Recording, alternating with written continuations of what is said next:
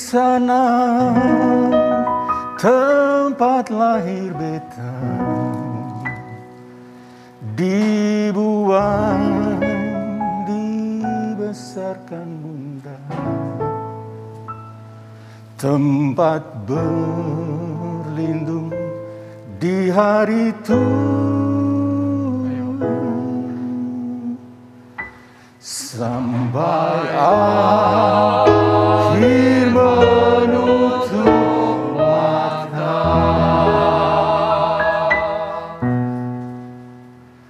Merdeka, merdeka, merdeka. Wow, sungguh luar biasa. Kalau orang Papua itu slogannya begini, wah, wah, wah, wah, wah. Itu ungkapan kegembiraan. Rekan-rekan sebangsa dan setanah air, dirgahayu tentu Republik Indonesia yang ke-76 tahun pada hari ini. Kita merayakannya secara virtual dari Sabang sampai dengan Merauke, termasuk di sini, di Gereja Paroki Katedral Denpasar di Bali, yang dikemas secara virtual. Dan pada sore hari ini sungguh sangat membahagiakan. Saya selaku pastor paroki ditemani oleh sejumlah orang hebat. Saya bilang mereka orang hebat karena mereka ini selama ini biasanya ada di belakang layar. Hari ini dipaksa sedikit oleh pastor paroki untuk ada di depan layar. Kita mau sejenak ngobrol secara santai seputaran hidup berbangsa dan bernegara di Republik Indonesia ini. Mungkin saya harus perkenalkan mereka dulu satu persatu supaya sesama warga negara Indonesia yang sedang merayakan perayaan syukur secara virtual ini boleh mengenal mereka, supaya pada nantinya saat mereka mulai bercerita tentang wawasan kebangsaan sebagai warga negara Indonesia itu benar-benar bisa menjadikan kedekatan antara kita dengan satu sama lainnya. Saya mulai dengan yang paling ujung. Ini Pak Sofian. Hai. Ini Sekretaris 1 Dewan Pastoral Paroki Katedral Denpasar. Yang di sebelahnya ada Pak Wawan. Ini sangat spesial karena dulu dia murid saya di Seminari Tukel. Dia memilih jalur lain. Menjadi romonya anak-anak, bukan sebagai romo seperti saya ini. Wawan sebagai Ketua BPU, Bidang Pendidikan Umat pada Dewan Pastoral Paroki Katedral. Yang di sebelahnya lagi ada Pak Alex Vitalis. Mereka. Orang hebat di dunia pariwisata. Beliau Ketua 2 DPP. BAK Bidang Aksi Kemasyarakatan pada DPP Katedral Denpasar. Dan yang paling dekat dengan saya, mungkin tingginya hampir sama, ini Pak Pius Leza. Leza itu. Sebutan orang Jawa itu Leza. Pak Pius selaku Ketua 1 Bidang Pembinaan Iman pada Dewan Pastoral Paroki Katedral Denpasar. Lengkap perkenalan dari mereka. Selamat sore buat semua. Sore, Romo. Apa kabarnya? Luar biasa. Terima kasih ya. Saya coba bertanya dulu kepada yang paling bungsu.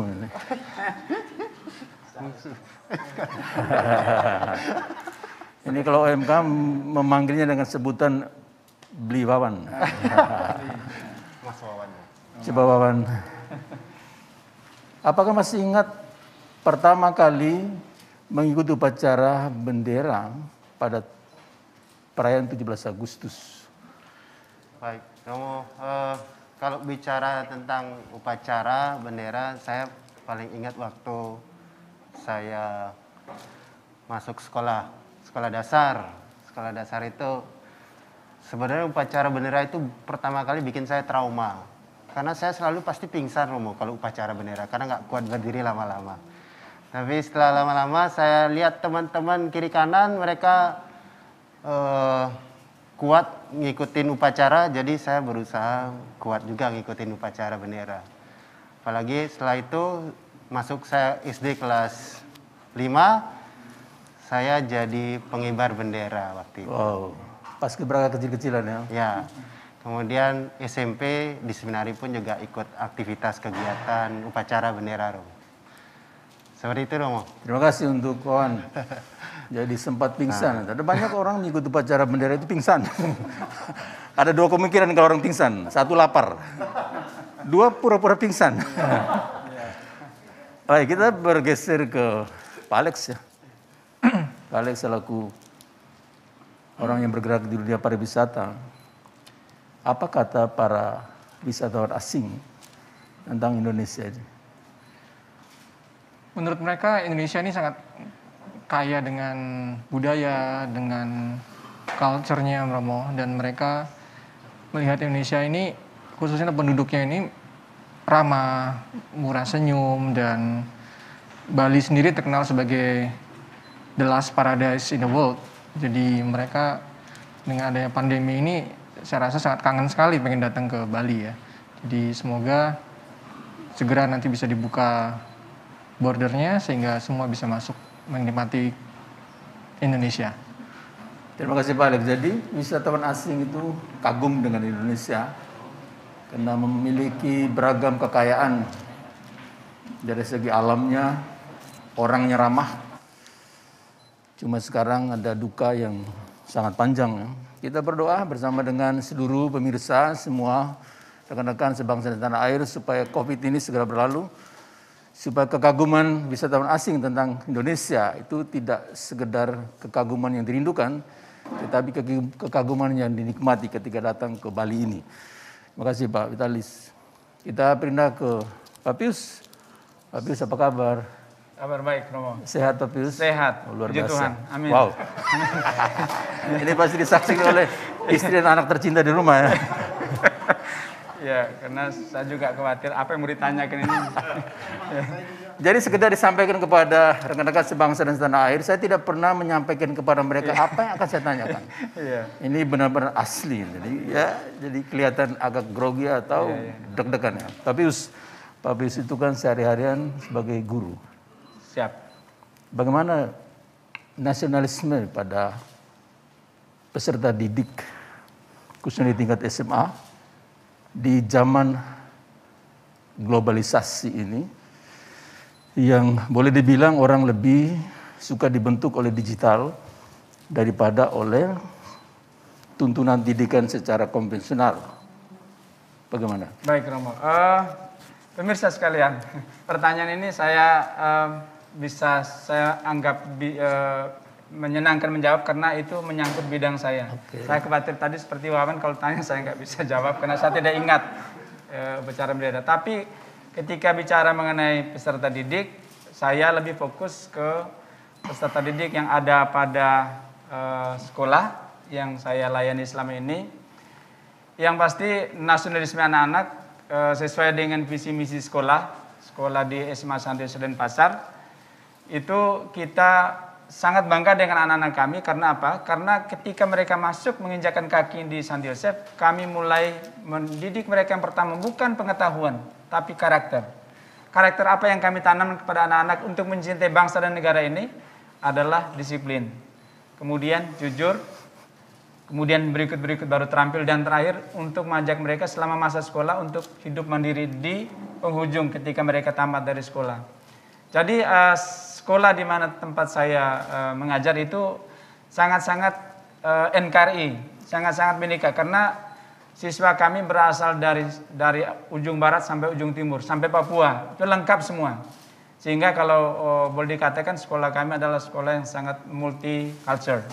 Sehingga bicara mengenai kebinekaan, mengenai nasionalisme, saya yakin dan percaya bahwa sekolah tempat di mana saya mengajar selama ini, peserta didiknya sungguh luar biasa. Sangat-sangat nasionalis, sangat-sangat Bhinneka, dan sangat-sangat NKRI. Itu saja, Romo. Terima kasih Pak Pius, luar biasa. Sebelum ke Pak Sofian, kita sudah bisa lihat perbedaan antara Pak Pius dengan teman-teman yang lain. Kalau yang lain jawabannya pendek, jelas. Kalau Pak Pius jawabannya tegas, panjang. Itulah khas dan karakter para guru. Jangan-jangan Pak Pius menganggap kita semua ini peserta didik. Ya, syukur Romo Staf, kalau tidak tadi saya. Baik, terima kasih Pak Pius. Ya, Kita pindah ke Pak Sofyan. Pak Sofyan, apakah punya pengalaman yang menyedihkan sebagai seorang warga negara Indonesia berhubungan dengan perayaan proklamasi kemerdekaan Indonesia sejak kecil sampai saat sekarang ini? Terima kasih Romo. Ini pertanyaan terakhir nih, deg-degan nunggunya udah ya. Kalau pengalaman dari kecil sih ya mungkin mirip seperti Wawan. Untuk proklamasi secara rutinitas setiap 17 Agustus ke sekolah, upacara, sampai SMA itu seperti biasanya gitu Mo. Cuman kalau memang pengalaman yang paling mungkin yang salah satu yang saya ingat itu pada saat setiap kali, nggak setiap kali dah, mungkin pas mau upacara, mungkin kadang-kadang pura-pura sakit Mo. Ya tapi itu nggak setiap kali, ada waktunya pas beberapa kali pura-pura sakit supaya masuk ke ruang UKS. Itu saja dah yang paling saya ingat itu aja. Yang lainnya ya seperti yang lain-lainnya biasa. Terima kasih Pak Sofyan. Lagi-lagi pendek, jelas. Rekan-rekan sebangsa dan setanah air, kalau di rumah coba kita membayangkan kita melihat bendera merah putih. Teman-teman coba diangkat merah putih. Coba dipandangin merah dan putih.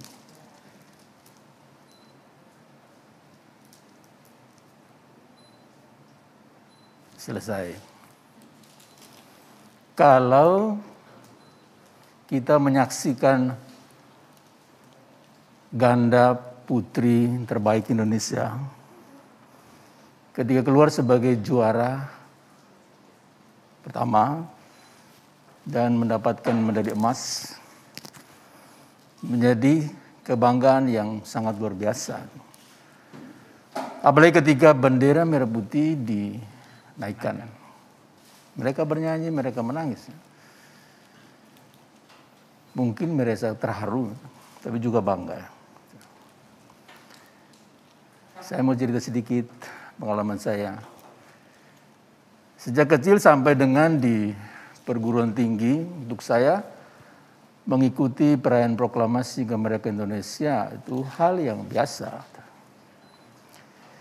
Dia menjadi sangat luar biasa buat saya itu ketika saya kebetulan terpilih untuk mewakili kampus saya, Sekolah Tinggi Filsafat Katolik Jatinegara di Maumere, ya, untuk menjadi pasukan pengibar bendera pusaka tingkat provinsi di Kupang, Paskibraka.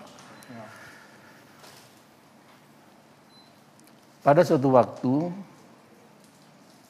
pelatih kami ini pada siangnya bilang, nanti malam ketika dengar bunyi lonceng segera keluar. Dan malamnya jam 12 malam dibunyikan lonceng dan kita segera keluar dan disuruh harus merayap dari ujung gawang ke ujung gawang yang berikut. Pak Pius tahu kalau Kupang, ya, batu berdebu, nggak ada rumput. Dan kita harus lakukan itu dengan ketaatan. Begitu sampai di garis finish, disuruh berdiri. Kemudian mulailah diberitahu tentang bendera merah putih. Perjuangan dari para pahlawan. Saya kira semua peserta Paskibraka itu nangis, termasuk saya. Pertama kalinya diberitahu tentang makna dari perjuangan para pahlawan yang sampai menaikkan sang saka merah putih itu.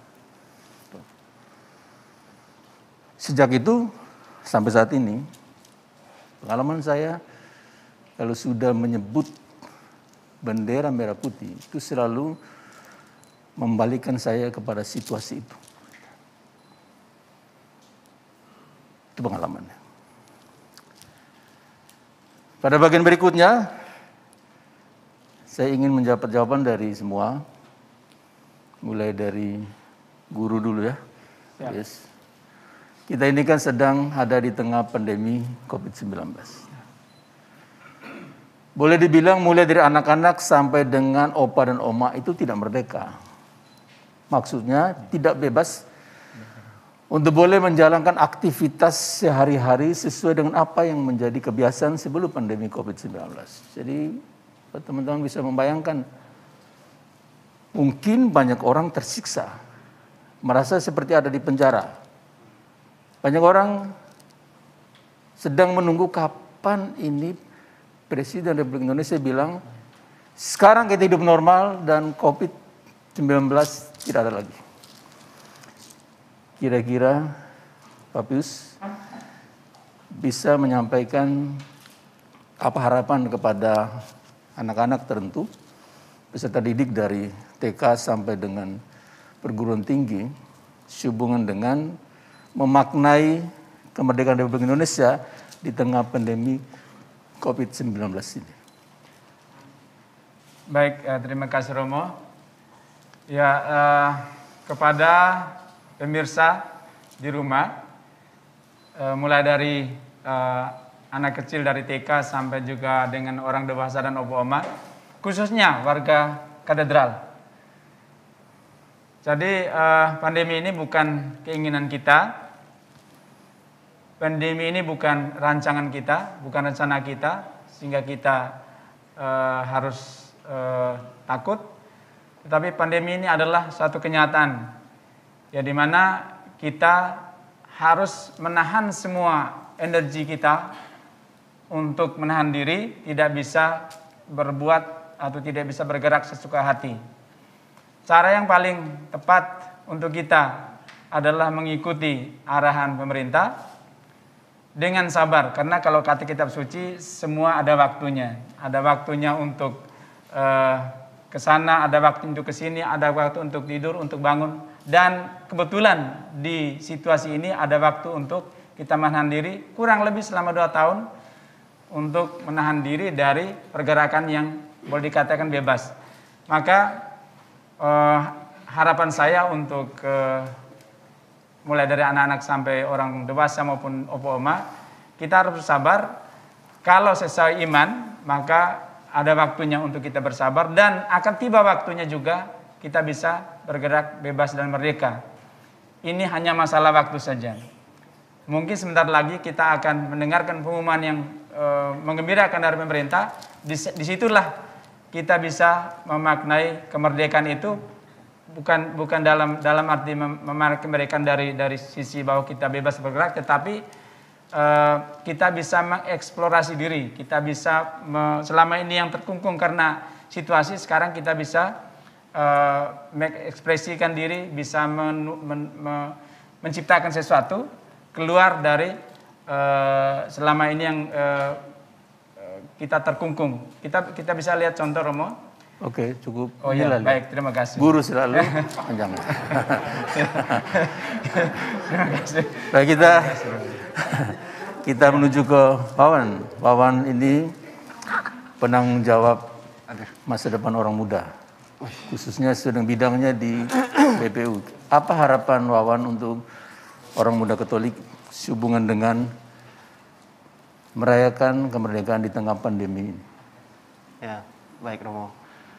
Kalau bicara anak muda, pasti banyak anak muda itu merasakan keputusasaan di saat pandemi ini.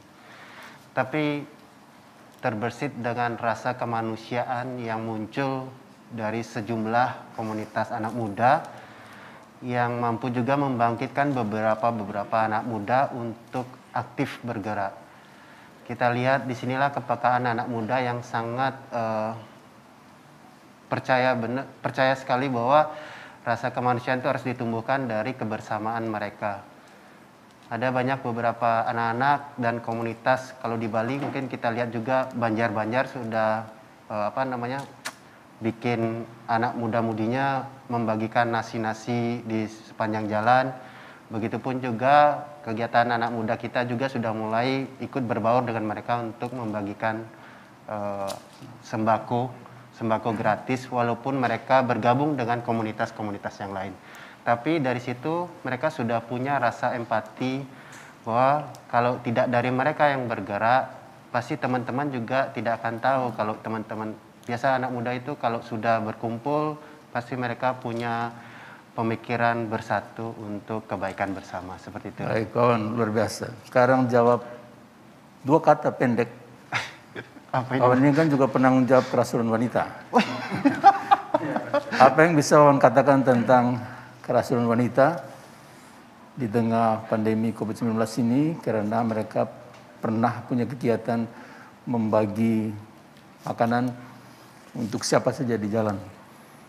2 kata. Aduh. Semangat. Itu baru 1.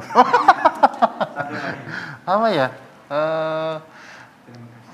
Saya tunggu SMS dari ibu-ibu ini. Ini bisa membaca hatinya kawan. Kawan mau bilang kepada kerasulan wanita, kamu hebat.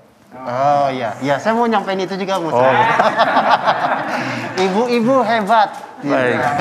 Sesaat lagi kita akan selesai. Sekarang Ya. ke Pak Alex dulu. Pak Alex, ada banyak umat yang menjerit dari segi ekonomi. Ya.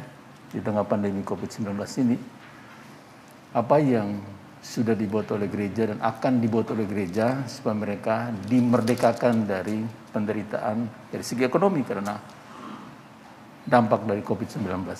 Baik, Romo. Jadi memang pandemi ini sangat terdampak untuk perekonomian, khususnya untuk umat katedral. Jadi kami sekarang ini punya database umat yang harus dibantu, itu sekitar 800 orang yang harus dibantu. Mungkin lebih dari situ. Dan di awal pandemi, gereja sudah aktif untuk menyalurkan bantuan sembako, dan itu sudah berlangsung sekitar 4-5 kali, dan sampai hari ini pun tadi pagi kami sudah menyalurkan juga bantuan dari pihak luar ke umat yang benar-benar terdampak untuk karena pandemi ini. Jadi tidak hanya bantuan sembako, tetapi kami juga membantu untuk umat yang terkena COVID-19 yang isoman. Jadi kami juga membantu sembako, memberikan vitamin dan suplemen juga. Kemudian di sini kami juga menghimbau bahwa gereja tidak bisa sendiri dalam menangani COVID ini, dalam menangani situasi ekonomi. Tapi justru saya yakin bahwa di saat-saat kita terpuruk justru Tuhan hadir, dan justru di situ mungkin kita bisa mempunyai satu ide-ide baru untuk bisa berinovasi. Jadi COVID ini bukan jadi satu alasan untuk berhenti beraktivitas, tapi tetap semangat, tetap berdoa, dan jangan lupa juga bahwa gereja tetap ada, tetap hadir di tengah-tengah umat, entah itu dalam bentuk bantuan sembako atau bantuan-bantuan lainnya. Tapi semua, baik gereja maupun umat maupun semua fungsionaris pastoral diharapkan bisa bersatu untuk bangkit dari keterpurukan ini, Romo. Terima kasih Pak Alex. Pertanyaan terakhir buat Pak Sofian. Sofian ini kan boleh dibilang sangat sibuk untuk menghadirkan para petugas yang diberi nama Satgas, mengatur mekanisme pelayanan seperti apa. Apa pesan Pak Sofian kepada pengurus lingkungan, pengurus KBG, dan juga anggota Satgas Paroki Katedral? Makasih Romo. Berhubungan dengan para petugas Satgas COVID paroki kita, itu total kurang lebih ada 100 orang, ya. Dengan dukungan para ketua lingkungan, ketua KBG, mungkin dari saya pribadi berpesan bahwa untuk tetap jaga kesehatan, walaupun semua Satgas saya yakin itu sudah vaksin, bahkan sudah vaksin kedua Mo. Satgas di paroki kita semua 99% sudah vaksin kedua. Tetapi tetap harus memperhatikan prokes, karena dengan masker dan jaga kesehatan itu yang perlu kita pastikan. karena keluarga menunggu kita di rumah. Kita semua boleh sibuk dengan tugas Satgas di gereja, tetapi ada orang di rumah yang menunggu kita adalah keluarga kita. Itu yang saya pesan untuk para Satgas, Mas. Terima kasih. Wow, luar biasa ya. Maunya terus, tetapi waktu terbatas ya. Lain kali kita ngobrol lagi. Yang seperti ini bagus ya. Rekan-rekan sebangsa dan tanah air, nanti ada kesimpulan dari saya, tetapi tidak sekarang. Pada waktu yang tepat, sebagai rangkuman dari seluruh kegiatan kita secara virtual pada kesempatan ini.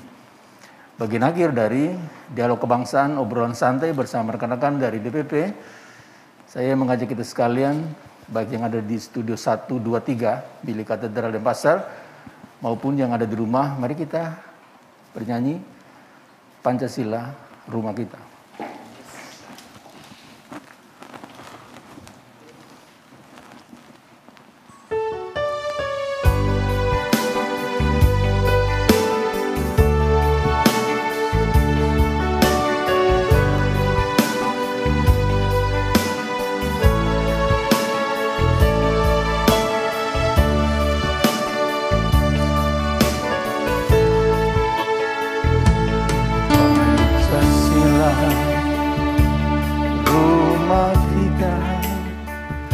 Rumah untuk kita semua, nilai dasar Indonesia, rumah kita selamanya. Untuk semua puji namanya, untuk semua cinta sesama, untuk semua warna menyatu, untuk semua bersambung rasa, untuk semua saling membagi. Pada semua insan sama dapat, sama rasa. Oh Indonesiaku, oh Indonesia.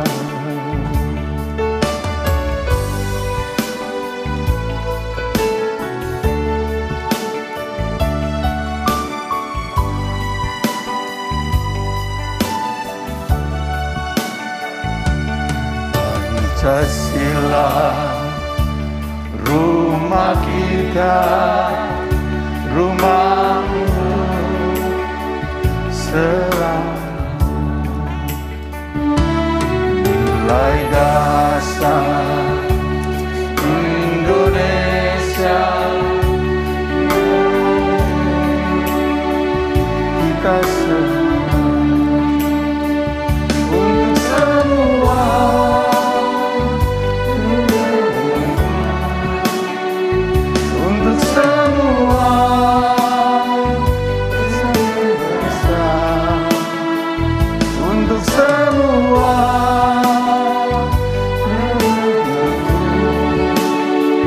Untuk semua bersambung rasa, untuk semua saling membagi. Pada semua insan sama dapat, sama rasa.